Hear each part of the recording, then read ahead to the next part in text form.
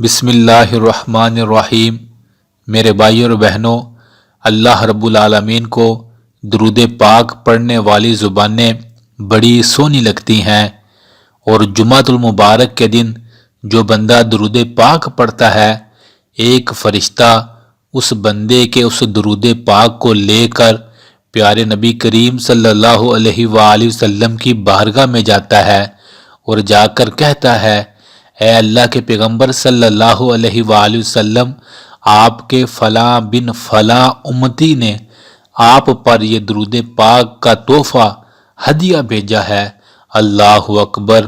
میرے بھائی اور بہنوں، کتنی سعادت کی بات، اس بندے کا نام لے کر اور اس کے والد کا نام لے کر فرشتہ بتاتا ہے کہ یہ درود پاک اس بندے نے پڑھا ہے، آپ تک بھیجا ہے۔ اللہ اکبر۔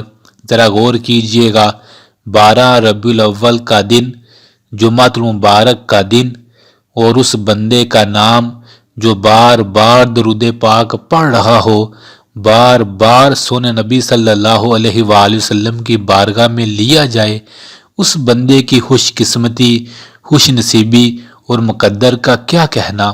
لہٰذا آج 12 ربیع الاول بھی ہے، جمعۃ المبارک بھی ہے، درود پاک کو زبان پر سجائی رکھیں، پڑھتے رہیں، اور جو زیادہ سے زیادہ درود پاک پڑھتا ہے، جناب نبی کریم صلی اللہ علیہ وآلہ وسلم نے فرمایا، اللہ اس کے ہر غم کو دور فرما دیتے ہیں، چاہے جیسا بھی غم ہو، پر پڑھنے والا زیادہ پڑھے اور دل سے پڑھے، اور اللہ تعالیٰ اس کے تمام گناہوں کو بھی معاف فرما دیتے ہیں۔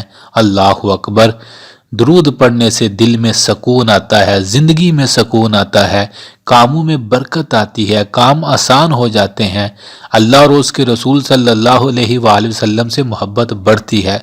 لہٰذا روزانہ درود پاک پڑھیں، لیکن آج 12 ربیع الاول کے دن زیادہ سے زیادہ درود پاک پڑھ کر اپنے نبی صلی اللہ علیہ وآلہ وسلم کو ہدیہ کریں۔